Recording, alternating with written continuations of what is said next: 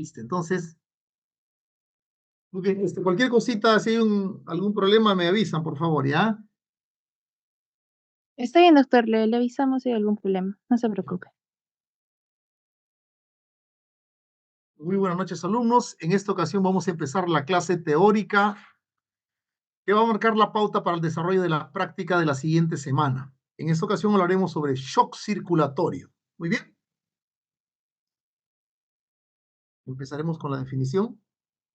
Primero definiremos shock en forma genérica, ¿no? Realmente shock es la expresión clínica de una falla circulatoria que se asocia a defectos de la perfusión. Esto se traduce en una hipoxia celular, en una hipoxia tisular, ¿no? Debido a que hay una baja entrega de oxígeno. En líneas generales podemos definir que el shock es un estado de hipoperfusión tisular, ¿no? Entonces, en líneas generales, la mayor parte de tipos de shock van a producir una clínica bastante similar cuando están ya el paciente está, digamos, empezando a perder sus mecanismos de compensación, ¿no? Una clínica, digamos, florida de un shock es usualmente el paciente manifiesta hipotensión, taquicardia, un llenado capilar distal lento, ¿no? O sea, el tiempo de llenado capilar lento, usualmente más de 3 segundos, frialdad en las extremidades, la piel moteada, diaforético, está pálido, tiene ansiedad, ¿no? Y diferentes grados de alteración del nivel de conciencia, ¿no? Típicamente ese es el punto de quiebre, pese a que no es necesariamente una cifra exacta, se ha tomado como la presión arterial sistólica menor de 60 y la diastólica la sistólica menor de 90 y la diastólica menor de 60 milímetros de mercurio, o una presión arterial media de menor de 65 milímetros de mercurio, ¿no? Entonces, esta es, digamos, la clínica, los síntomas y signos de un shock, pero un shock, pues, florido, ¿no? Muy bien. El shock es bastante frecuente en los que hacemos medicina crítica, ya sea a nivel de la emergencia, ya sea a nivel de terapia intensiva, o sea a nivel de la sala de operaciones. En emergencia tal es así que inclusive el área donde nosotros manejamos a los pacientes más delicados tiene ese nombre, ¿no? Shock trauma, ¿no? Por sala de choque, shock room también se le conoce, pero como usted puede ver ustedes, el nombre está ahí, ¿no? Muy bien, hay varios tipos de shock, ¿cierto? Fundamentalmente son 4 tipos de shocks que tienen perfiles hemodinámicos ya definidos, o sea, características de tipo hemodinámica ya definidas, ¿no? Tenemos el shock hipovolémico, cardiogénico, obstructivo y shock distributivo, ¿no? Entonces, cada uno tiene algunas características. En líneas generales, shock hipovolémico es cuando se pierde volumen, ya sea sangre o fluidos. Shock cardiogénico cuando hay una falla en la bomba, ¿no? Usualmente a enfermedades que afectan al tejido, al funcionamiento miocárdico, ¿no? Shock obstructivo cuando en algún punto se obstruye el flujo de sanguíneo, ¿no? Y un shock distributivo cuando hay básicamente una vasodilatación, una pérdida del tono, digamos, vasomotor, y hay una vasodilatación generalizada que produce una disminución de la presión arterial. Muy bien, entonces tenemos estos 4 tipos de shock, ¿no es cierto? Los shock, típicamente el shock hipovolémico puede ser de tipo hemorrágico o también puede ser no hemorrágico. Si es hemorrágico, puede ser traumático, no traumático.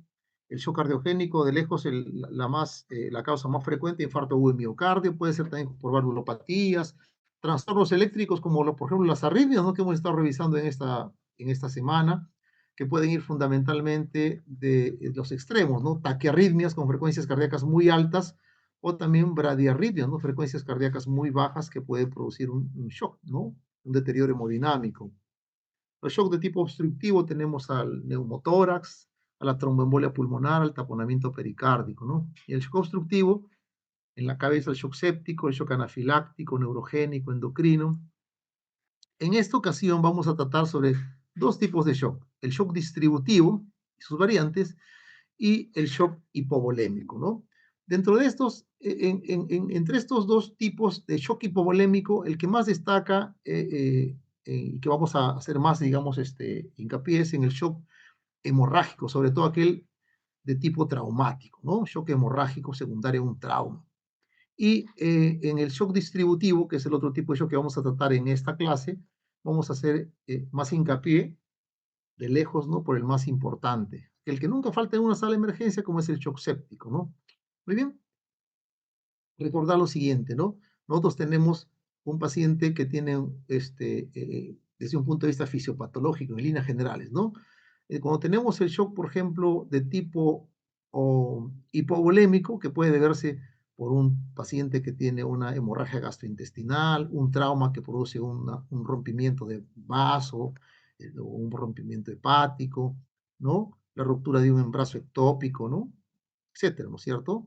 Un paciente que tiene una obstrucción intestinal y tiene una pancreatitis severa, que puede ser el secuestro de un tercer espacio, etcétera, ¿no? Una cetoacidosis diabética que produce una deshidratación profunda, ¿no? Entonces, en el shock séptico, uno de los patrones hemodinámicos es que disminuye la precarga, ¿no? Disminuye la precarga, y esa disminución de la precarga nos lleva a una disminución en el volumen sistólico, y obviamente eso deteriora el gasto cardíaco, ¿no? El cardiac output, ¿no? Y si hay una disminución en el gasto cardíaco, va a haber una hipoperfusión tisular. Es más o menos en líneas generales el mecanismo, ¿no? Que como se da en el shock hipovolémico, ¿no? Pérdida, pérdida de volumen con una marcada disminución de la precarga, lo que lleva a una disminución del volumen sistólico, y esto a la vez trae una disminución del gasto cardíaco, lo cual se traduce en una hipoperfusión tisular. Por su lado, el shock distributivo, donde tenemos diferentes tipos de shock, ¿no? Shock séptico, la pancreatitis, una crisis adrenal, un shock anafiláctico, ¿no? Un shock neurogénico. Esto puede producirnos una disminución de la contractilidad miocárdica, por ejemplo, lo que va a traducirse en una disminución del volumen sistólico, el consecuente disminución del gasto cardíaco y una disminución notable de la perfusión tisular. Pero fundamentalmente lo que caracteriza al shock séptico es la vasodilatación. La vasodilatación que produce una disminución de las resistencias vasculares sistémicas. Y esta disminución de la resistencia vascular sistémica nos lleva a hipotensión arterial. La hipotensión arterial produce un deterioro importante del gasto cardíaco y por lo tanto también nos lleva a la misma vía final común, que es la hipoperfusión tisular. Pero como la vasodilatación que ocurre en el shock séptico, en líneas generales, en un shock distributivo, es una vasodilatación generalizada, esto va a producir una mal distribución del flujo a nivel microcirculatorio, por una serie también adicional de fenómenos que se producen debido a esa tormenta de citoquinas, de mediadores inducidos por usualmente por gérmenes, ¿no? Entonces, esto va a producirse, ¿en qué se va a traducir? En una hipoperfusión tisular, ¿no? Entonces, en líneas generales podemos decir pues que el shock es un estado de hipoperfusión tisular, que tiene diferentes mecanismos según el patrón o el tipo de shock que estemos, digamos, enfrentando, ¿no? Esto es muy importante conocerlo porque estas pautas, digamos, estas características de cada tipo de shock nos van a dar ciertas pautas para poder nosotros dar un tratamiento apropiado, ¿no? Muy bien. Acá tenemos, por ejemplo, el shock y sus diferentes tipos que existen, ¿no? Inclusive con algunas características, digamos, ya de los tipos de shock. Por ejemplo, tenemos en el caso del shock eh, hipovolémico, ¿no? Tenemos el shock hipovolémico traumático y no traumático, ¿cierto? En el shock hipovolémico traumático es básicamente por pérdida sanguínea, ¿no? Sangre total. En cambio, en el shock hipovolémico no traumático predomina pues la pérdida de fluido, ¿cierto? Pero también puede haber por secuestro, ¿no? No necesariamente se manifiesta esa pérdida, por ejemplo, cuando hay una pancreatitis aguda severa, ¿no? O cuando el paciente, por ejemplo, tiene una obstrucción intestinal, ¿no? En la cual se pierde un tercer espacio, ¿no? ¿No? Eventualmente también por falta de ingesta contribuye más también a que el paciente se pueda chocar por esto, ¿no? Muy bien, entonces como vemos acá, ¿no? Una pancreatitis severa, esta fotografía donde se ve un paciente que tiene cólera. El cólera todavía se ve en algunas partes de, tal vez, de África, ¿no? Pero he tenido la oportunidad en los años principios de los 90, ver acá una epidemia de cólera, ¿no es cierto? Los pacientes rápidamente con vómitos, de todo diarreas sumamente profusas, rápidamente se deshidratan, ¿no? Con signo de pliegue positivo, hipotensión, los ojos hundidos, trastorno de sensorio, ¿no? Pues ustedes ven acá una foto típica de un paciente, ¿no? Con los ojos hundidos, los labios secos, que rápidamente se deshidratan por estas diarreas tan severas, ¿no? Entonces, este es un shock de tipo no hemorrágico, ¿no? ¿No? Tenemos acá también un paciente con una obstrucción intestinal, pierde, ¿no? Vomita, deja de ingerir y comienza a secuestrar, ¿no? Por la dilatación intestinal, hay un tercer espacio, ¿no es cierto? Pero de mayor, digamos, mortalidad es cuando no se trata sobre todo en forma apropiada, no se logra un control rápido del sangrado, usualmente de forma quirúrgica. Los pacientes que tienen shock hemorrágico tienen una alta mortalidad, ¿no es cierto? El shock hemorrágico puede ser traumático o no traumático, ¿no? Heridas generales, ¿no? Que es el shock hemorrágico, es una forma de shock hipovolémico, es un tipo de shock hipovolémico, perdón, es una variante del shock hipovolémico donde hay una severa pérdida de sangre y conduce a una inadecuada entrega de oxígeno a nivel celular. O sea, la pérdida es tal que produce hipotensión y se traduce esto en hipoperfusión tisular, ¿no? Entonces tenemos acá formas de hemorragias no traumáticas, ¿no? Este es un paciente con una hemorragia digestiva varicial que rápidamente el paciente se chocó, ¿no? Luego de haber vomitado múltiples veces, ¿no? Ha hecho, haber presentado esta hematemesis severa, ¿no? O una paciente, por ejemplo, gestante que puede tener un desprendimiento prematuro de placenta y esto puede producir una hemorragia retroplacentaria muy importante, ¿no? O una paciente que tiene una hemorragia o la rotura de un embrazo ectópico, ¿no? Usualmente a nivel tubárico, con un secuestro después de 1,5 litros, 2 litros de sangre, ¿no? Y produce un choque hipovolémico. O un paciente como complicación de un parto, digamos, de un parto, puede tener una ruptura uterina, ¿no? Con un sangrado muy importante que puede el paciente ponerlo en un shock de tipo, obviamente, no traumático, ¿no? Por ejemplo, un paciente con un aneurisma de aorta que súbitamente pues se revienta, entonces el paciente se va a desangrar y bueno, el grueso de pacientes pues no lo cuentan, ¿no? Muy bien. Y tenemos los shocks de tipo hemorrágico, ¿no? Como vemos acá, ¿no? Un shock que es evidentemente con extravasación y otro shock que el paciente no tiene ni una gota de sangre externamente, pero por adentro el paciente está pálido, hipotenso y probablemente tenga un estallamiento esplénico o un estallamiento hepático con una gran cantidad de secuestro intraabdominal de sangre, ¿no? Pacientes tienen acá, vienen ¿no? Los pacientes con pérdidas de amputaciones traumáticas por pisar explosivos, etcétera, ¿no? O accidentes automovilísticos, ¿no? Muy bien. Entonces es el shock de tipo hemorrágico, ¿no?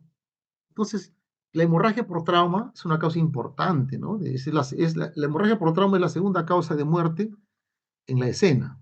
La que le gana es la muerte precedida por el trauma severo, ¿no? El trauma severo del sistema nervioso central, o sea, el TEC grave, ¿no? Que muchas veces es mortal, ¿no?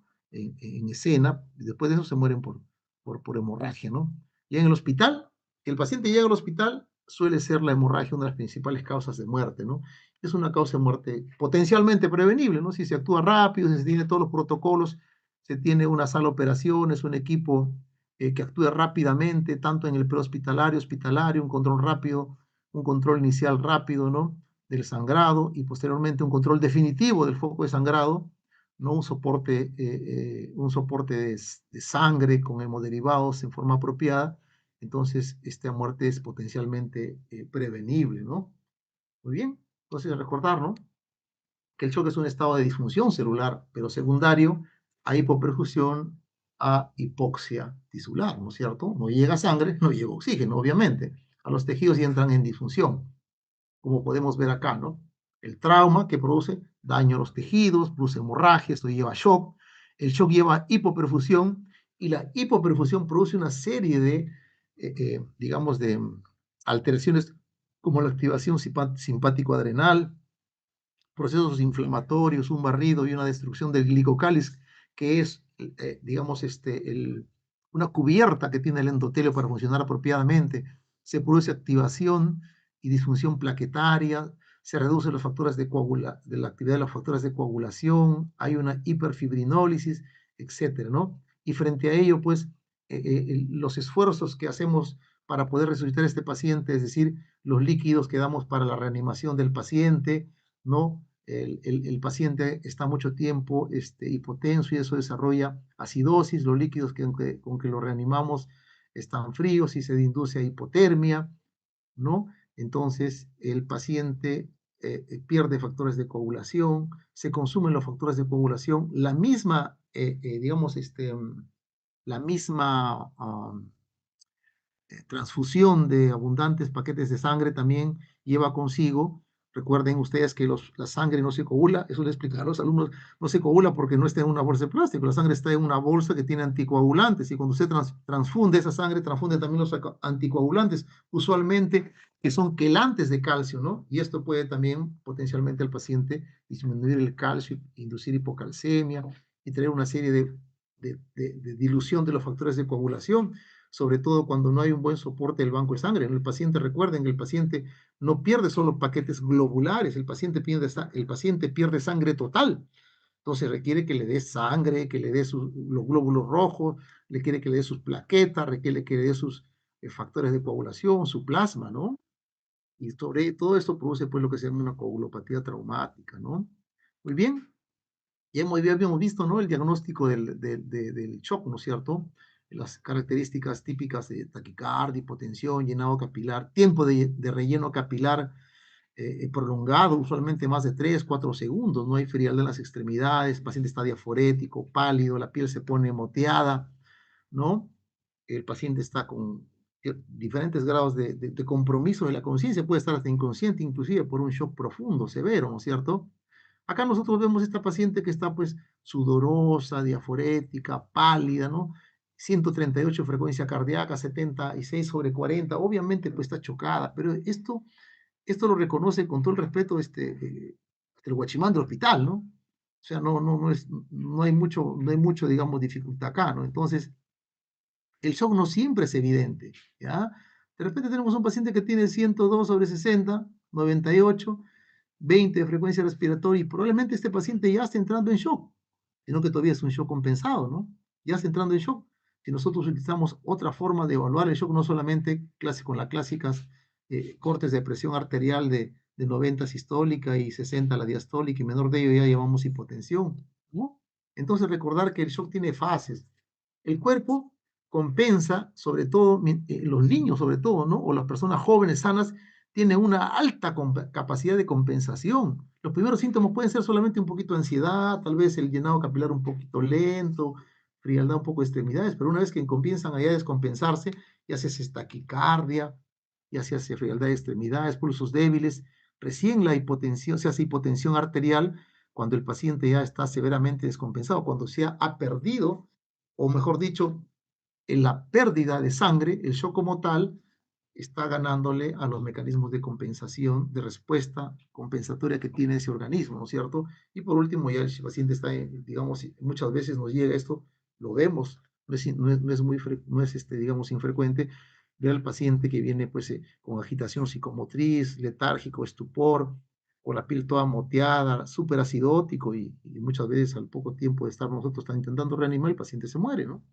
Entonces, mucho va a depender de la precocidad con que el paciente sea atendido y sobre todo con que lo reconozcamos también. Esto es muy importante, ¿no? Entonces, los mecanismos compensatorios, primero mecanismos compensatorios, de ahí se manifiesta la hipoperfusión y de ahí hace el daño orgánico ya establecido, ¿no es cierto?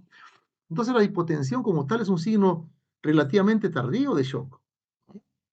Entonces, miren ustedes, por ejemplo, el tradicional cartilla clásica de los tipos, de los grados de shock hemorrágico, ¿no? Según ATLS, ¿no? 1, 2, 3, 4. Y miren ustedes, el paciente puede perder hasta 1,5 litros de sangre, ¿no? Y permanecer con la presión arterial sistólica normal. Recién cuando ha perdido casi 2 litros, recién comienza a disminuir la presión, ¿no? Y esto es más evidente inclusive en niños, ¿no? En niños, un niño hipotenso prácticamente es un niño que está ya extremadamente grave, ¿no? Porque ellos tienen una alta capacidad de compensación, ¿no? Sin embargo, hay otras cosas, hay otros tipos de síntomas que ya comienzan a alterarse, por ejemplo, la frecuencia cardíaca, ¿no? Muy bien. Entonces, la hipovolemia puede ser inicialmente, pues, un fenómeno silencioso, ¿no? Hasta que la pérdida del volumen supera el 30% de la volemia, recién se manifiesta, ¿no? Por lo tanto, como vemos acá esta figura, ¿no? Puede ser algo traicionero, ¿no?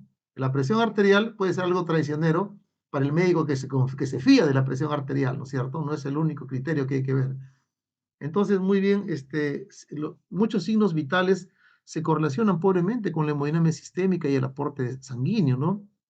A veces esto nos proporciona una visión limitada de la reserva cardiovascular y que puede permanecer aparentemente normal a pesar de que está evolucionando hacia el choque, ¿no? Esto ya está bastante, digamos, estudiado. Y miren ustedes acá cómo la pérdida progresiva, ¿no? Y el deterioro hemodinámico progresivo recién en las fases últimas el paciente comienza a presentar lo que se conoce como una marcada hipotensión, ¿no? Que prácticamente ya es la manifestación de una descompensación hemodinámica, ¿no?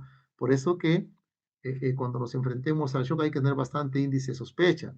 Recuerden que el shock hemorrágico es es una enfermedad tiempo dependiente. Quiere decir que la sobrevida del paciente está en relación inversa a la duración del shock y sobre todo a nuestra actuación, ¿no es cierto? Entonces, miren ustedes, mientras más tiempo, acá abajo está en el tiempo, ¿no? Mientras más tiempo está el paciente en shock, cómo va disminuyendo su sobrevida, ¿no? Paciente que está pues más de una hora con shock, ¿no? Cómo va disminuyendo el nivel de sobrevida, ¿no es cierto? Esto es, esto es un estudio del FIGO, o sea, la Federación Internacional de Ginecobstetricia. Esto está en relación a al shock materno, ¿no es cierto? Entonces el tiempo está corriendo, o sea, el shock hay que tratarlo en forma rápida, detectarlo rápido, tratarlo rápido, ¿no es cierto? Entonces, pues, tratamos siempre un poco de cambiar los paradigmas, ¿no? Ese es uno de los objetivos que tenemos en nuestra Universidad Ricardo Palma, ¿no? Entonces, sospechar el shock oculto, ¿no? Por ejemplo, usar este criterio que se llama índice de shock, ¿no es cierto? Si el índice de shock es mayor a 1, el paciente ya definitivamente ya está chocado ya, ¿no? Porque el índice de shock normal es menor de 0,7. Muy bien, recordar el índice de shock es la relación entre la presión arterial sistólica sobre la frecuencia cardíaca. Si tenemos una presión arterial sistólica menor de 100, dicen uno, entonces menor de 110, y hay que estar pensando que el paciente puede estar haciendo shock. Si le sacamos una gasometría y tiene un lactato más de 4, ese paciente ya está hipoperfundiendo hace rato, ¿no? El lactato es un marcador de hipoperfusión, ¿no? Si el exceso de bases es de -6 también, ¿no es cierto? Si nosotros hacemos un point of care ultrasound, que significa POCUS, o sea, un ultrasonido en el punto de atención del paciente, ¿no? Entonces se hace, digamos, una visión de la vena cava inferior, vemos que esta pues está colapsada, ¿no? O tiene un índice alto de colapsabilidad, eso significa que el paciente está, digamos, con una importante pérdida de volumen, ¿no es cierto? Como podemos ver acá, ¿no? Pues esta se aplana o se puede colapsar, ¿no es cierto? Muy bien, también acá hemos visto, ¿no? El exceso de bases, el pH, ¿no? El paciente ya está saliendo acidosis, está con el lactato alto, el exceso de base está negativo, eso quiere decir que nuestro paciente se está chocando, muy bien, ¿no es cierto? Entonces es importante, pues, utilizar este índice de shock, ¿no? Entonces, si es mayor de 9, nos va a decir que el paciente está haciendo hipovolemia, ¿no? Que es un marcador, digamos, de mortalidad, ¿no? Si está siempre, sigue, persiste alto, ese índice de shock no mejora pese a nuestros esfuerzos, probablemente es un marcador, digamos, de mortalidad, ¿no es cierto?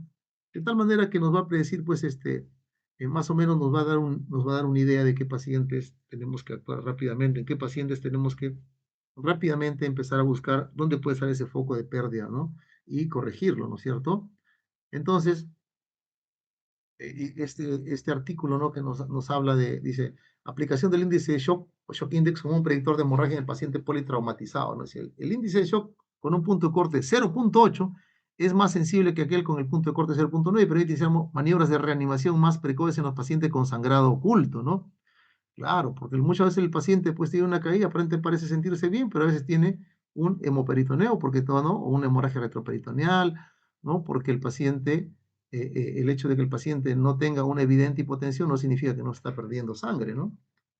Muy bien. Entonces, también se utiliza el índice de shock como un marcador de qué paciente podría necesitar, digamos, está en riesgo de requerir una transfusión masiva, ¿no? Entonces, un índice prehospitalario mayor de 0,9 ¿no? Identifica a los pacientes que tienen riesgo de transfusión masiva, ¿no? De otro lado, pues permanecen relativamente normotensos según los protocolos de triaje prehospitalario, ¿no es cierto? Entonces, el riesgo de transfusión masiva aumenta sustancialmente cuando se está elevando este índice de shock, ¿no es cierto? Un índice de shock de 1, 1.1, 1.2, el paciente ya muy probablemente va a requerir un soporte de tipo sanguíneo, ¿no es cierto? Muy bien. Entonces, el manejo del shock empieza cuando uno reconoce el shock y uno tiene que tener una alta sospecha, un alto índice de sospecha en un paciente que tiene un trauma múltiple que pueda tener shock, ¿no es cierto? Entonces, lo primero es, obviamente, pues, si hay un sangrado, digamos, masivo, hay compromiso de conciencia, el paciente tiene alto riesgo de aspiración, ¿no? De cualquier tipo de, digamos, de sangrado, entonces nosotros tenemos rápidamente que asegurarnos la vía aérea, ¿no es cierto? Asegurarnos la vía aérea para evitar que el paciente pueda broncoaspirarse, ¿no? Rápidamente, las primeras medidas, sin ser cirujano, nosotros podemos contribuir a disminuir, tal vez no un control definitivo, pero a disminuir el grado de pérdida de sangre. Y lo primero que se hace, siempre les digo, compresión externa, compresión local de los focos de sangrado, ¿no? Recuerdan ustedes de que en la evaluación del paciente politraumatizado, la X, sobre todo en el prehospitalario, la X precede a la A, ¿no? Este paradigma de que lo primero es la airway, antes de eso no, es X, que significa exsanguination, o sea, si el paciente tiene un sangrado importante que potencialmente lo puede exsanguinar, sobre todo que es de características arteriales, usted tiene que controlarlo. Antes de la A, usted tiene que controlar ese sangrado, usualmente con compresión local y luego con la aplicación rápida de un torniquete, ¿no? Stop the bleed, ¿no? Tiene usted que parar el sangrado rápidamente con un torniquete, compresión local, un torniquete, o un taponamiento con gasas, idealmente si tiene gasas hemostáticas puede hacerlo, o de lo contrario las gasas clásicas, lo importante es, como usted ve acá ya tiene, está poniendo unas gasas hemostáticas, pero ya tiene acá colocado el torniquete, ¿no es cierto? La compresión externa es fundamental para el control de inmovilizar las fracturas también es importante, sobre todo las fracturas pélvicas. Recordar que los trazos de fractura al moverse, ese coágulo que se está formando entre ellos vuelve nuevamente a sangrar, ¿no es cierto? Entonces, colocar pues una faja pélvica o una faja, o hasta de tipo, una faja de tipo hasta artesanal puede ayudar a disminuir el movimiento de los trazos de fractura y por ende aumentar el sangrado, ¿no? Entonces, es muy importante que se haga esas medidas de control temporal de la hemorragia, que lo podemos hacer todos, ¿no es cierto? Entonces, acá hay diferentes, digamos, formas de que nosotros podemos hacer un control digamos, de sangrado, sin que necesidad de que nosotros seamos, pues, unos cirujanos, traumatólogos, ¿no?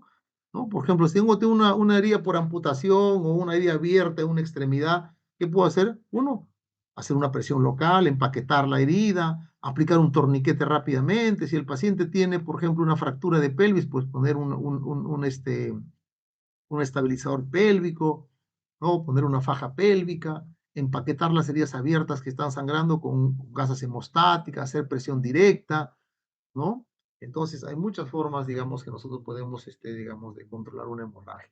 Bien, importante rápidamente asegurarse unos accesos venosos periféricos. No necesita poner usted una línea central de primera mano, con que ponga dos buenos accesos venosos, ¿no? Catéteres periféricos número 18, idealmente si puede 16, enhorabuena, para tener un mejor acceso, para dar flujos más rápidamente, ya sea inicialmente una limitada cantidad de cristaloides, pero fundamentalmente sangre, ¿no? La sangre se paga con sangre. Esa es la nueva tendencia, ¿no? Ese es lo actual, es lo mínimo indispensable, lo mínimo de fluidos cristaloides, ¿no? Porque se ha visto que eso más produce hemodilución, más produce coagulopatía, si se da abundantes cantidades de cristaloides, ¿no? El paciente ha perdido sangre y necesita sangre.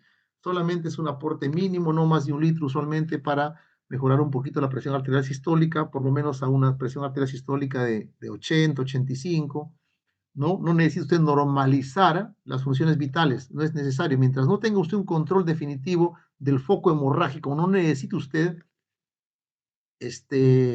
normalizar la presión, ¿no? Si usted lo pone al paciente 13,8, 12,8, para el que no sabe, pues puede decir, ah, excelente, ¿no? Pero para el que sabe, sabes que lo que está haciendo es que el paciente sangre más, que se puedan dislocar esos coágulos en su intento de hemostasear el mismo cuerpo, esos focos de sangrado que aún no logra controlar quirúrgicamente, ¿no es cierto? Usted hay que coordinar rápida, tempranamente con el banco de sangre, ¿no es cierto? Avisar que se va a tener un protocolo de transfusión masiva, rápidamente avisar de que vas a requerir un soporte, digamos, de hemoderivados, ¿no? Tanto de paquetes globulares, plasma fresco, crioprecipitado, plaquetas, ¿no? Muy bien, entonces inicialmente colocamos fluidos, ¿no? Usualmente, idealmente cristaloides, ¿no? Ya sea lactato de Riga, solución salina, pero la idea es solamente llegar a una presión arterial sistólica entre 80 y 85, una presión que nos permita la perfusión mínima de los órganos vitales tipo cerebro, riñón, ¿no? Entonces, ya no tiene razón de ser el uso de coloides, almidones, Z-starch, poligelina, gelatinas en la fluidoterapia del paciente con trauma, ¿no? Ya sea usted puede usar lactato ríngero o cloruro de sodio, ¿no? Inicialmente, ¿no? Y luego, si hay una hemorragia masiva, pues el paciente está sangrando masivamente, sobre todo en trauma, hay que pasar, pues, un protocolo de transfusión masiva, ¿no es cierto? Muy bien, entonces, ¿cómo se define esto? Hay muchas formas de definirlo, ¿no? Una hemorragia masiva es el paciente que va a requerir más de 10 paquetes, más de 10 paquetes globulares en el transcurso de una hora, o de un día, o que en una hora ha requerido más de 4 paquetes globulares y todavía tiene la necesidad continua de seguirlo dando más terapia de reemplazo de sangre, en sanguíneo, ¿no? O aquel paciente que en 3 horas ha hecho un reemplazo de más del 50% de su volemia. Usualmente eso implica más o menos un promedio pues, de 5 paquetes globulares, ¿no es cierto? Entonces, o el paciente que está ensangrado en curso y pierde más de 150 mililitros por hora, ¿no? Entonces, estos pacientes se definen como una hemorragia masiva. Muy bien, entonces la idea es hacer lo que se conoce como una resucitación de control de daños, ¿no? Y eso implica una cirugía de control de daños, es decir, una cirugía que no necesariamente va a ser una cirugía definitiva, puede ser inclusive en 2 tiempos. El paciente se le debe permitir lo que se conoce como hipotensión permisiva, es decir, permitir que el paciente, mientras no se logre un control definitivo de los focos de sangrado, sobre todo aquellos que no son accesibles, que no son comprensibles, sangrado oculto, sangrados en tronco. Permitir que esté hipotenso el paciente, ¿no? Obviamente con unos niveles aceptables como son una presión arterial sistólica entre 80, 85, eventualmente 90, excepto en una condición que el paciente tenga un TEC grave en la cual la hipotensión permisiva tiene, digamos que tiene sus contraindicaciones, porque en TEC grave el paciente idealmente se debe mantener con una presión arterial sistólica de 110, uno dicen 105, 110. Y luego lo que se conoce como resucitación hemostática, ¿no? Entonces, cirugía de control de daños es un control temprano de la hemorragia, fundamentalmente es el control, ¿no? ¿Cierto? Control de la contaminación, ¿cierto? Control de la contaminación y prevenir que el paciente haga un síndrome de hipertensión abdominal, ¿no es cierto? Que es un síndrome de compartimental abdominal, ¿no? Entonces es importante que usted rápidamente participe a los quirúrgicos, ¿no? Es decir, los traumatólogos, nuestros amigos, los cirujanos generales. Cuando usted está teniendo un paciente en trauma, rápidamente usted lo está haciendo lo que usted va evaluándolo, va pidiéndole sus análisis, su sangre, sus radiografías, tomografías, el manejo de la vía aérea. Simultáneamente usted ya tiene que ir rápidamente haciendo partícipe de la reanimación del paciente a los colegas quirúrgicos, ¿no? Para que ellos vayan también haciendo lo suyo, ¿no? Recordar que el control quirúrgico y la hemorragia es lo más importante, ¿no? Es lo más importante. Como que han puesto acá, poco líquido, ¿no? Antes poníamos 2 litros así de arranque, ahora poco líquido, no es necesario normalizar los niveles de presión arterial, sí, digamos, importante el aporte de los hemoderivados, paquete globular y en una misma proporción, paquete globular, plasma fresco, plaquetas, ¿no? Y recordar que siempre en sangrados importantes, usted puede administrar, en sangrados importantes, usted puede administrar ácido tranexámico en los primeros minutos, perdón, en las primeras 3 horas si usted tiene beneficio, ¿no? Muy bien, y pues lo más importante es esto, ¿no? O sea, que el paciente entre a sala para que logre un control quirúrgico definitivo de ese sangrado, ¿no es cierto? Y la hipotensión permisiva, ¿no? Permitir que el paciente pues tenga una sistólica menor de 90, una presión arterial media más o menos más o menos de 60, y limitar el excesivo administración de los cristaloides, ¿no es cierto? Recuerda usted, cuando usted pone mucho cristaloide, pues va a digamos, a producir que el paciente tenga digamos, más hipotermia, acidosis, coagulopatía dilucional, ¿no es cierto? Es la triada de la muerte, lo que se conoce la triada de la muerte. Resucitación hemostática, ¿no? Hay que usar en forma temprana, pero también de forma balanceada los hemoderivados, ¿no es cierto? Típicamente 1-1-1, es decir, entonces 1-1-1-1, 4 veces 1, ¿qué significa? Sangre, plasma, plaquetas, crioprecipitados, ¿no? No olvidar el beneficio que se te ha demostrado del ácido tranexánico en sangrados mayores, sobre todo en las primeras 3 horas, ¿no? 1 gramo se le pasa en 20 minutos y luego las siguientes 8 horas se le puede pasar también ese gramo, ¿no? evitar y limitar las coagulopatías asociadas al trauma, ¿no? Importante. ¿No? El paciente pierde sangre, pues hay que darle sangre, ¿no es cierto? Muy bien. Recortar la triada letal de la muerte, ¿no? El paciente está hipotenso, ¿no? Entonces desarrolla acidosis, hipoperfundido, desarrolla acidosis, el paciente recibe líquidos fríos, no se le protege apropiadamente, ¿no? de su ambiente que se está reanimando, el paciente puede hacer hipotermia, y como recibe muchos líquidos cristaloides va a ser coagulopatía. Pues esto se conoce como la triada de la muerte, pero también se ha visto que en nuestros intentos de reanimación, al administrarle digamos, paquetes globulares, bastante sangre. También administramos con ello los quelantes de calcio, específicamente citrato, ¿no? Entonces, el paciente también puede desarrollar un problema que se llama la hipocalcemia, de tal manera que la tríada de la muerte ahora es hora de cambiar por lo que se conoce como el diamante letal, ¿no? El diamante de la muerte, que es hipotermia, coagulopatía, acidosis y también, ¿no? La hipocalcemia, ¿no es cierto? Muy bien, recordar que el manejo del shock hemorrágico, ¿no? Pues es un manejo multidisciplinario, ¿no? El médico de emergencia coordina con el banco de sangre, con anestesiología, con cirugía, traumatología, cardiovascular, los especialistas quirúrgicos que sean necesarios y a la vez también se coordina con terapia intensiva, ¿no? Usualmente el paciente politraumatizado es atendido en emergencia, compensado inicialmente, evaluado por cirujanos, todo el equipo quirúrgico, se pasa a sala y de sala tiene el cuidado postquirúrgico en la sala de terapia intensiva, los cuidados intensivos, ¿no? De tal manera que ustedes vean acá, no solamente medicina crítica, emergencia, cuidados intensivos y anestesiología que forman las especialidades críticas, sino también las áreas quirúrgicas, son todos en conjunto trabajamos, ¿no? Y esto del trabajo de multidisciplinario, pues no es un cuento, no es algo que es real. Muy bien. Luego vamos a otra parte de lo que es el shock distributivo. El shock distributivo, ¿no? Hay tres tipos, ¿cierto? Bueno, en líneas generales, el shock distributivo se da fundamentalmente porque hay una vasodilatación. Hay una vasodilatación, ¿no? Con disminución de las resistencias vasculares sistémicas y sobre todo también con un aumento en la permeabilidad vascular, ¿no? Hay una disfunción endotelial que que se produce por una serie de mediadores, en este caso citoquinas, en el caso del shock séptico, ¿no?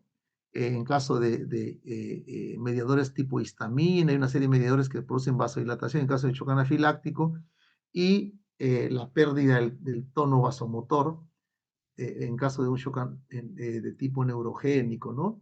El más importante y el que le vamos a dar, digamos, más tiempo acá en el desarrollo de las clases es el shock séptico, ¿no?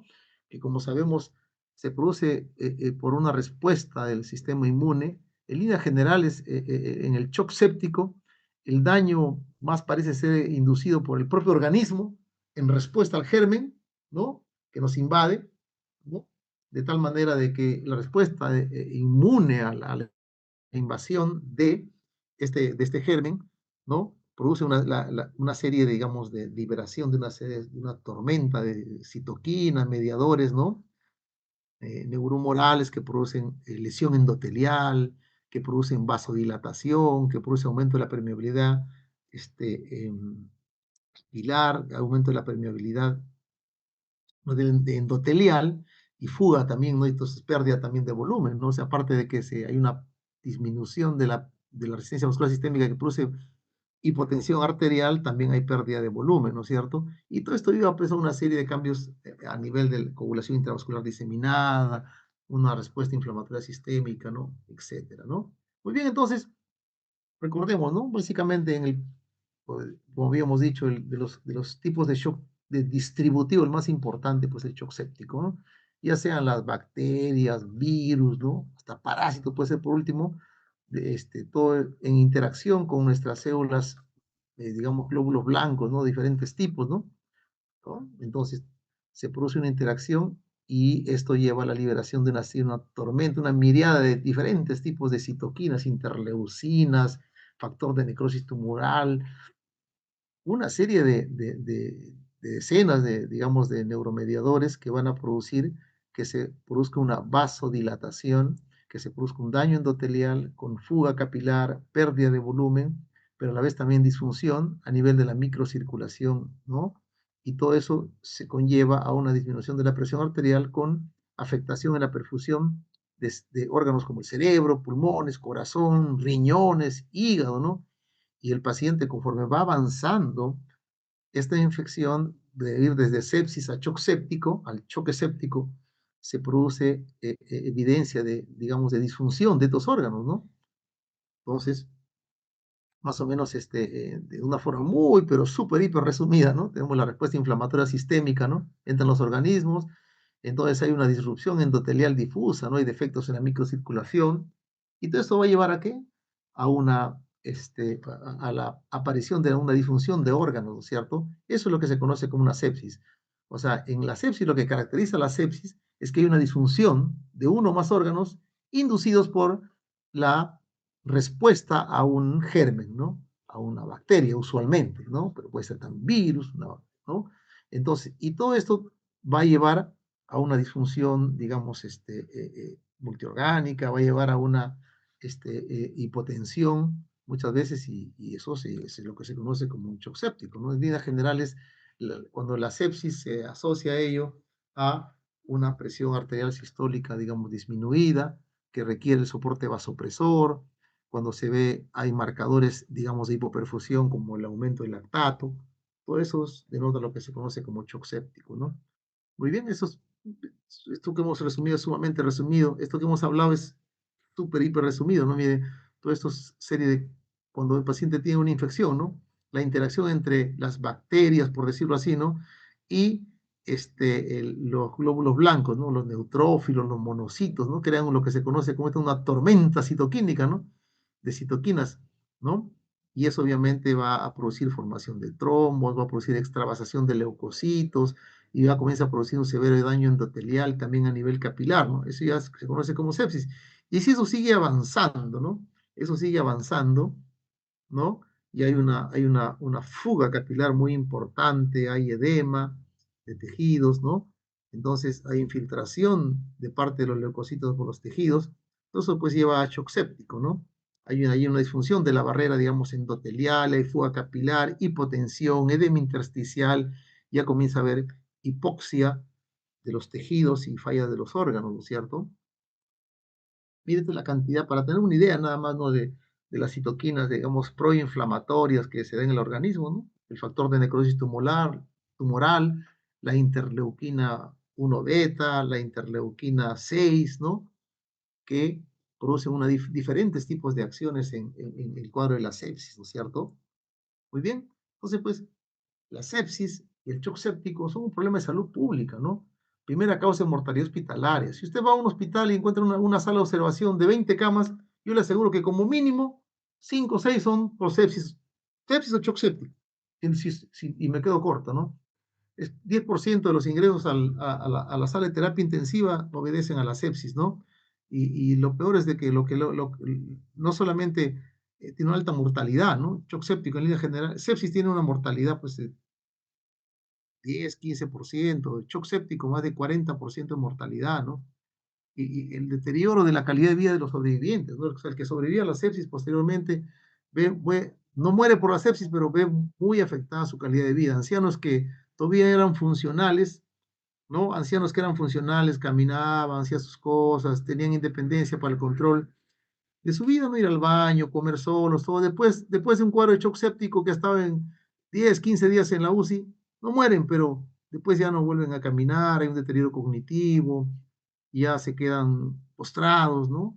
Entonces, pues hay un impacto muy negativo en la calidad de vida de los sobrevivientes, ¿no? Mire usted la cantidad, 47, 50 millones de casos al año, 11 millones de muertes al año por sepsis, shock séptico, ¿no?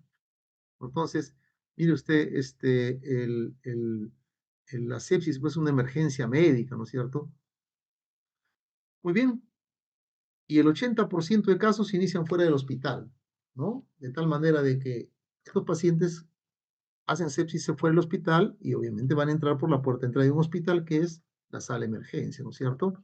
Entonces la sepsis ha tenido múltiples definiciones desde mediados de los 90, ¿no?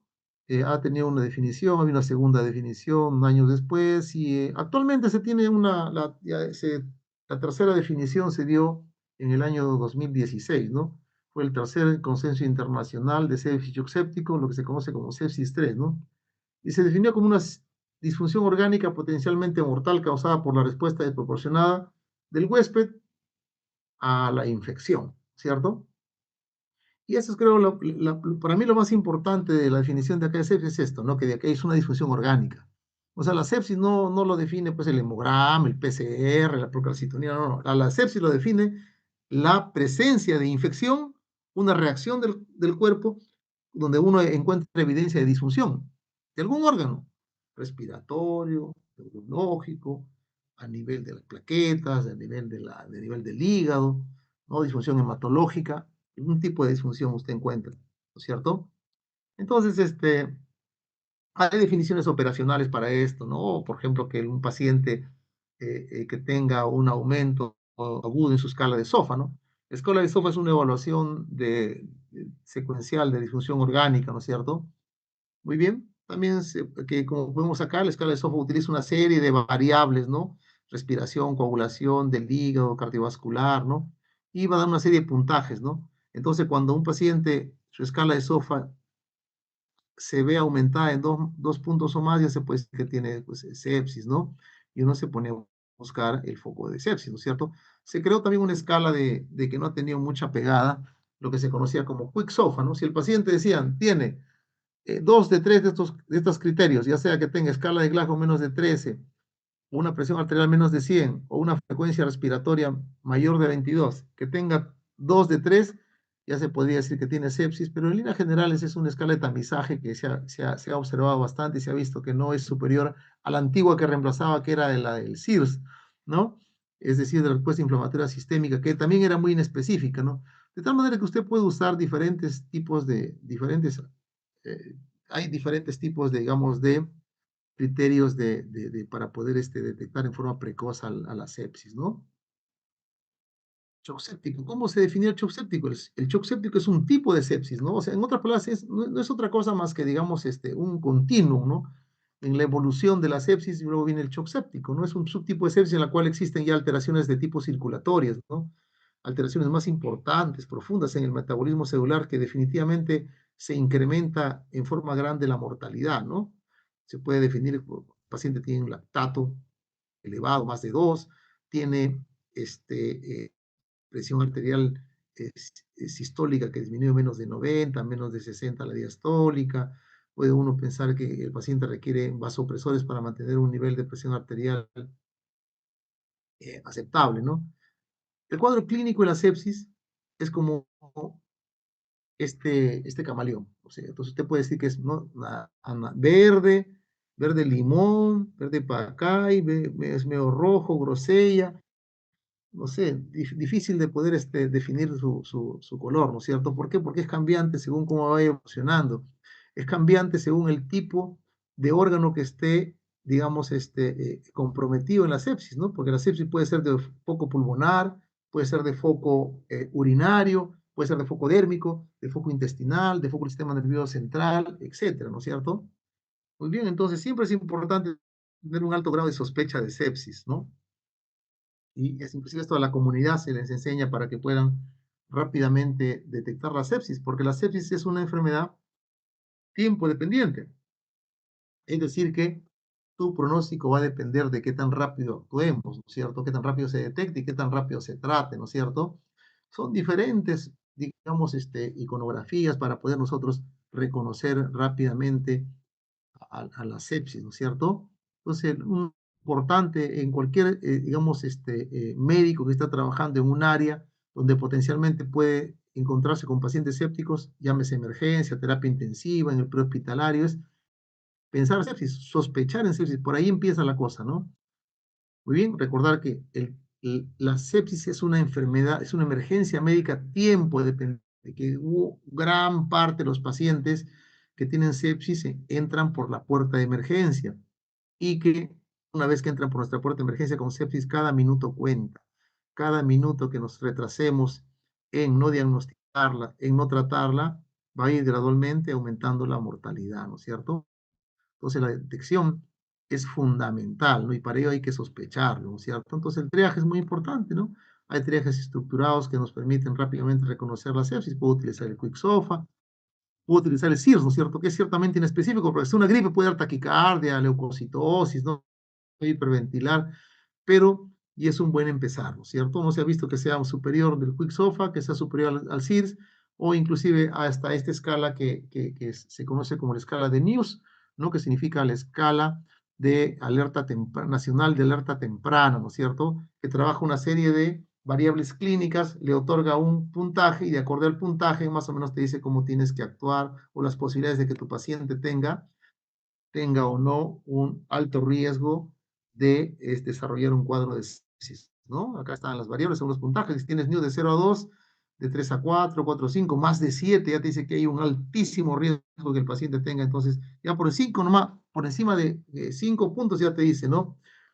Una de alerta temprana, ¿no? De más de 5, ¿no? Eh, eh, Dice, ¿no? En la presencia o sospecha de una infección debe hacerte pensar rápidamente el clínico en que el paciente podría tener sepsis, ¿no es cierto? Muy bien. También hay una escala, el MIUS, que es la escala modificada de alerta temprana, ¿no? Y en líneas generales, cuando nosotros nos enfrentemos a tal vez uno de los, digamos, más importantes, no el único, ni imprescindible tampoco, es muy importante, la fiebre, tenemos que hacer pues una estratificación del riesgo séptico, ¿no? Es un síntoma en el cual ustedes se van a enfrentar bastante, ¿no? Y no toda fiebre puede ser sinónimo de sepsis o de infección grave, ¿no? Pero sí definitivamente es un punto de inicio para sospechar rápidamente. Entonces uno tiene que estratificar el riesgo. ¿Qué pacientes están en riesgo de que podrían desarrollar sepsis? Pues los pacientes que son inmunodeprimidos, sepsis en un inmunodeprimido o en un inmunosuprimido definitivamente es un síntoma preocupante, ¿no? O en pacientes que tienen algún grado de inmunodepresión porque tienen cirrosis, diabetes, son portadores de un cáncer, ¿no? O los pacientes que están en extremos de la vida, ¿no? Son muy ancianos, son muy niños, o los que tienen fiebre pero que recientemente salen de haber usado antibióticos, ¿no? Han tenido un tratamiento antibiótico por una semana, 10 días, por una condición y al poco día hace fiebre, eso nos hace pensar en que el paciente puede estar desarrollando un cuadro séptico, sobre todo por algún tipo de infección multiresistente, ¿no? Ya que está usando pues antibióticos de forma reciente, ¿no? Entonces son factores favorecedores, ¿no? A que el paciente podría tener sepsis, ¿no? Pacientes que son pacientes ancianos, y los que están hospitalizados, los que tienen dispositivos intravasculares, ¿no?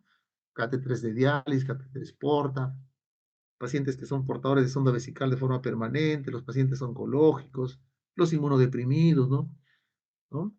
Muy bien, pacientes que le han sometido a técnicas invasivas en días previos, recién le han hecho una paracentesis, el paciente recién le han hecho una biopsia transrectal de próstata, le han hecho una toracocentesis, ¿no es cierto? Le han puesto una sonda para, no sé, porque hizo una retención vesical y tal vez no guardó las medidas de higiene necesarias y le regaló una infección y está haciendo un neurosepsis, etcétera, ¿no?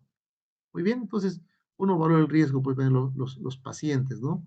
Que tienen plurifarmacia, que se dializan, pacientes desnutridos, oncológicos, muy ancianos, pacientes que están en diálisis, etcétera, ¿no? Siempre que uno hay que pensar en sepsis, ¿no? Y hay algunas claves, digamos, laboratoriales que nos pueden permitir sospechar en sepsis, ¿no? Y rápidamente, cuando yo hago mis análisis en un paciente que piensa en sepsis, mi objetivo está en ver si el paciente tiene disfunción de algún órgano, ¿no? Hay una disfunción renal, le pide su urea creatinina, plaquetas, sus tiempos de coagulación, etcétera. O sea, mis análisis están dirigidos a evaluar la presencia o no de disfunción de un órgano, ¿cierto? Luego también me pregunto, ¿dónde puede estar el foco séptico, ¿no es cierto? Entonces, ¿dónde puede estar? Puede ser una urosepsis, puede ser una colangitis, un absceso por ahí que te escondido, tal vez la ancianita que está postrada tiene o uno solamente lo ve en decúbito nomás y nunca le revisa la espalda, de repente tiene un absceso ahí, una úlcera por presión que está pues supurando, ¿no? Que está supurando, ahí tiene pus, entonces ahí puede ser el foco, ¿no? Etcétera, ¿no? También los pacientes que tienen neumonías asociadas al cuidado de la salud, que tienen urosepsis, pacientes que tienen patologías como bronquiectasias, fibrosis pulmonar que infectan, ¿no? Entonces, la sepsis es una enfermedad tiempo dependiente. Estamos contra el reloj, hay que actuar de forma rápida, precoz. Y la mejor forma de poder actuar en forma rápida, detectarlo en forma rápida, es capacitándose, ¿no? Estudiando, aprendiendo lo que estamos aprendiendo acá, ¿no? Recordar que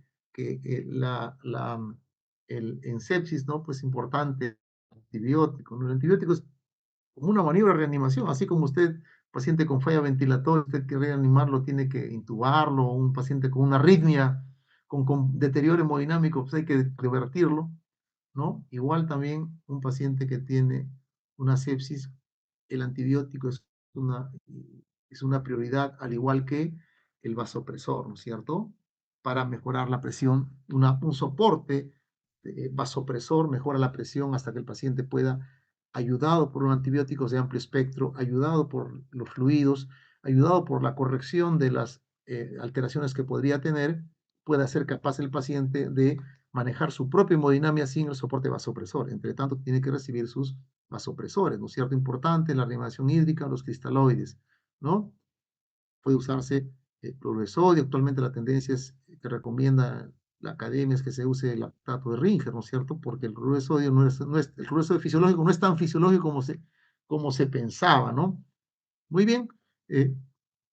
La Surviving Sepsis Campaign, que es la campaña sobreviviendo a la sepsis, nos decía no 30 mililitros por kilo, pero a veces puede que usualmente se va a quedar un poco largo, ¿no? Un poco más volumen de lo que el paciente podría necesitar, como que también podría quedar corto, ¿no? Si es un paciente que previamente a esto el paciente ha estado vomitando, ha estado deshidratado, con fiebre, hipercatabólico varios días, tal vez el paciente requiere inclusive más que este, no más que esto, que en promedio un paciente de 70 kilos sería 2 litros, muchas veces podría requerir más.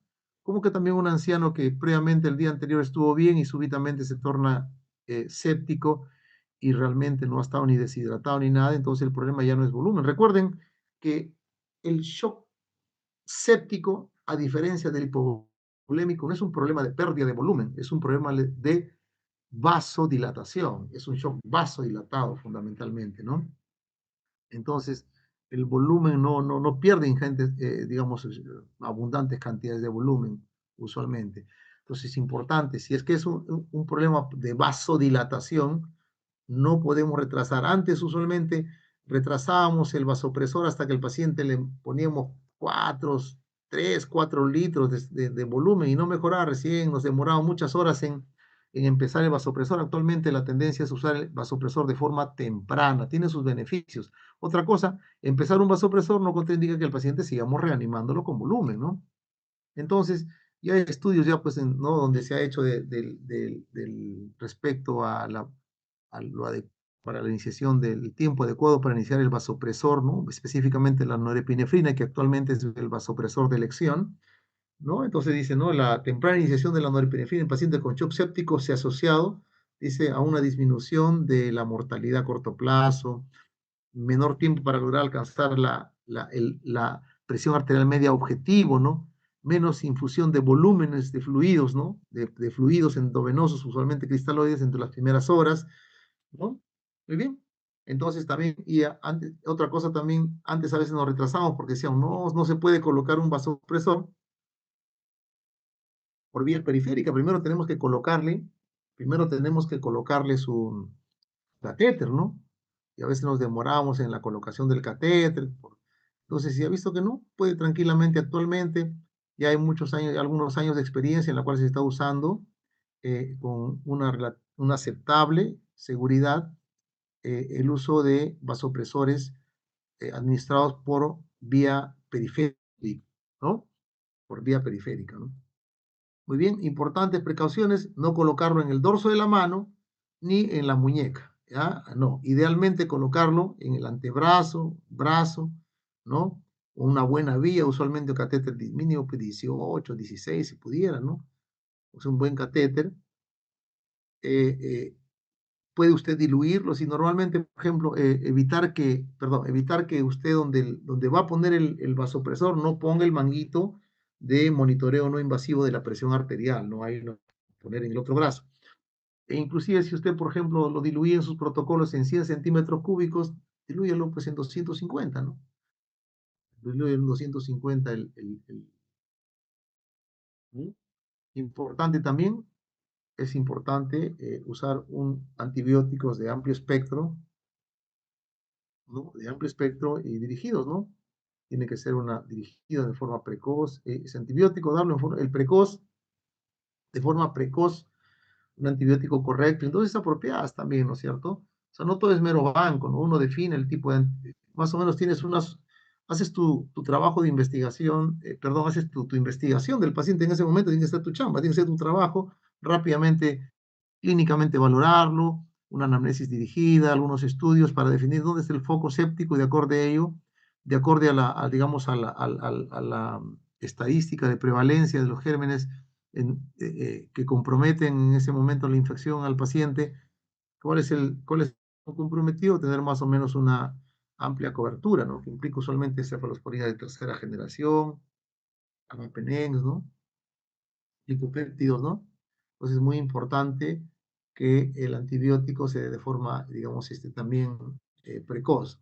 Si el paciente está solamente con sepsis, no está chocado, usted puede empezar en las primeras 3 horas, tiene hasta 3 horas para tomarse su tiempo.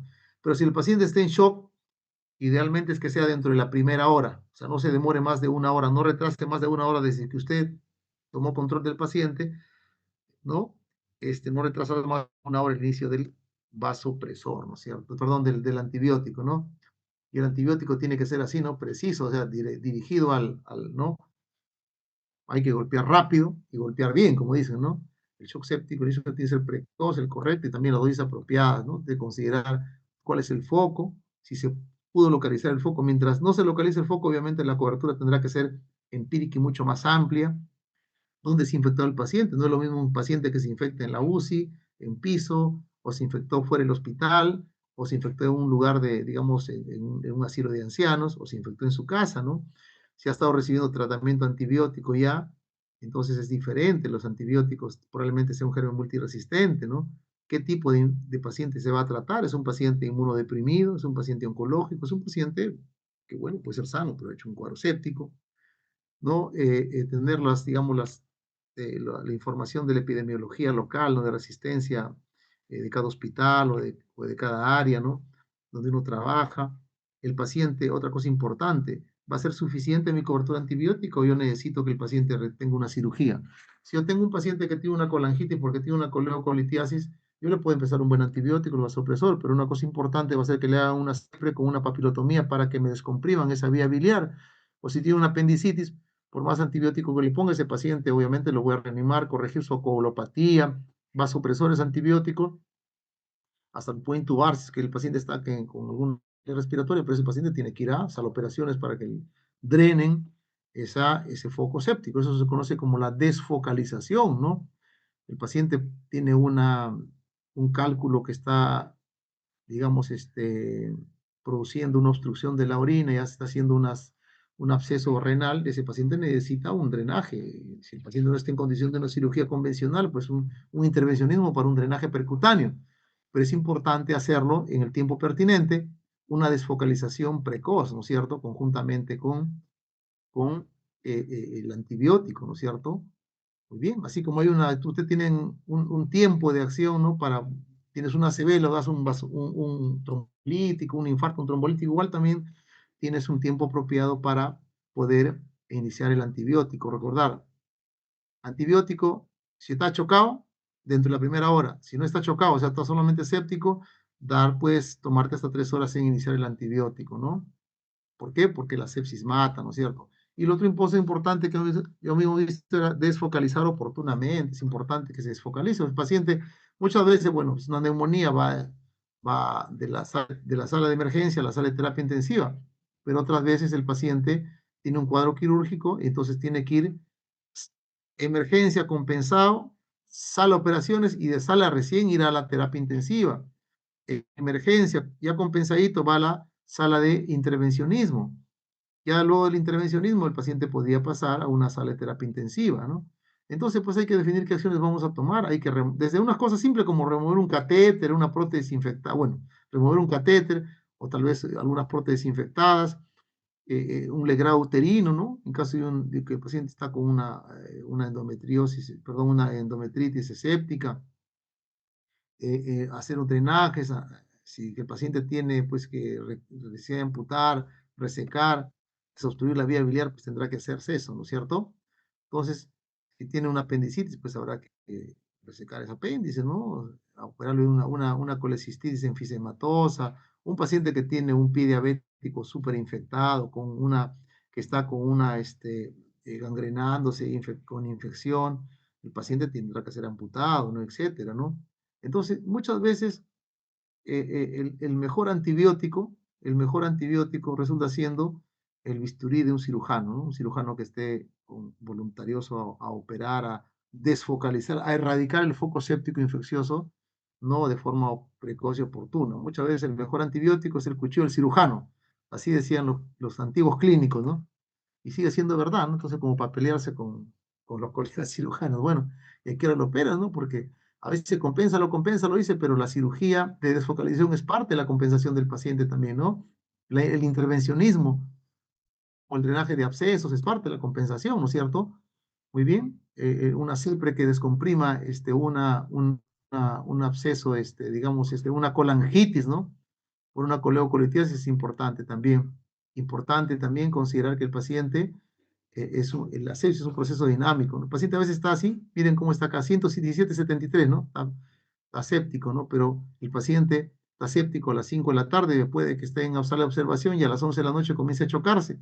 Y se está manifestando ya como shock séptico, ¿no? Y ya rápidamente, no solamente el antibiótico, sino su inicio rápido del vasopresor y otro tipo de medidas más agresivas, ¿verdad? Muy bien, entonces el paciente no puede estar pues, así en su camita nada más, tiene que estar monitorizado, es un monitoreo continuo. Luego pues, hay otra forma ya para terminar ya, de otras formas de shock distributivo, ¿no? Como por ejemplo el shock, como vemos acá, en este caso es un shock de tipo anafiláctico, ¿no? Las reacciones alérgicas que ocurren, ¿no? En la cual básicamente hay una amplificación sistémica desgatillada por un alergeno, ¿no? Que ha producido una activación sistémica de los mastocitos, ¿no es cierto? Hay una liberación de mediadores, fundamentalmente histamina, por ejemplo, ¿no? Y eso produce pues una disminución del tono vascular, extravasación del plasma, hipotensión, lesiones urticariales, puede producir broncoconstricción también, ¿no? Agravando la hipoperfusión por la hipotensión con la insuficiencia respiratoria, ¿no? Entonces el manejo ahí fundamentalmente es adrenalina. De cajón, de primera línea es la adrenalina, que usted lo puede colocar de forma intramuscular en la cara anterolateral del muslo, ¿no? Lo puede colocar adrenalina. Ya posteriormente puede usarse ya clorfenamina, metilprednisolona, bueno, pues es secundario. Lo más importante es la adrenalina, es el tratamiento fundamental. Adrenalina, un poquito de volumen, ya secundariamente los corticoides con los antihistamínicos, ¿no? Otra forma también es el shock de tipo neurogénico, ¿no es cierto? Que se puede producir no necesariamente solamente por un traumatismo vértebro-medular a nivel alto, sino también algunos fármacos que pueden producir este tipo el shock neurogénico, ¿no? Como sabemos, el shock neurogénico es un shock que se produce, donde se produce una vasodilatación difusa por una alteración, un bloqueo, digamos, del estímulo simpático, ¿no? Se produce una disautonomía simpática, ¿no? Cuando hay un shock neurogénico, porque se produce hipotensión arterial, bradicardia, hipotermia, porque hay una disautonomía simpática, porque en este caso hay una lesión neurológica más alta, por encima de T6, dicen unos, ¿no? Por encima de la dorsal sexta, ¿no? O T6. Bien, entonces el control vasomotor se pierde a nivel de los centros vasomotores o a nivel de las vías de conducción, ¿no? Lesiones cerebrales, lesiones medulares por encima de T6, de fármacos, anestesia general, etcétera, ¿no es cierto?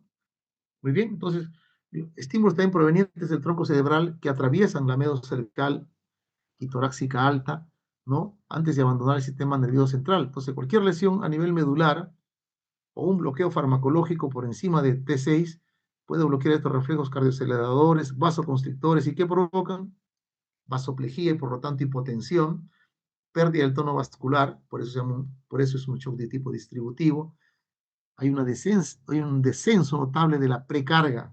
¿Por qué? Por disminución del retorno venoso. Y aún más, como se pierden reflejos cardioaceleradores, el paciente tiene bradicardia y eso acentúa más el deterioro hemodinámico o la hipotensión arterial, ¿no?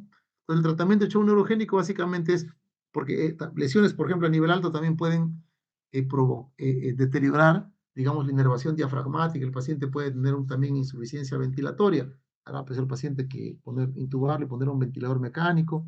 El soporte circulatorio, ¿no? Inicialmente empezamos con un poco de reposición de volemia, cristaloides, tal vez coloides, y fundamentalmente el soporte vasopresor, ¿no? Con adrenalina o noradrenalina, dopamina, fundamentalmente que son vasopresores que podemos usar, fundamentalmente noradrenalina, ¿no? Muy bien, chicos, les agradezco su atención.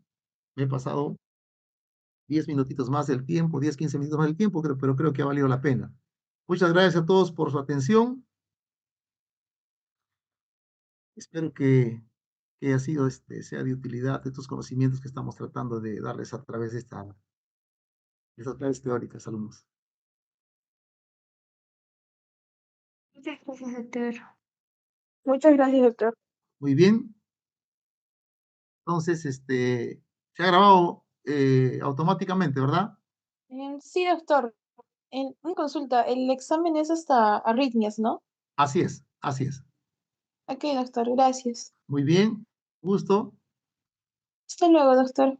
Cuídense mucho. Un abrazo para todos, chicos. Hola, doctor, Descansen. gracias. Muy Buenas bien. noches. Gracias, doctor. Buenas Buenas noches. noches. Descansen.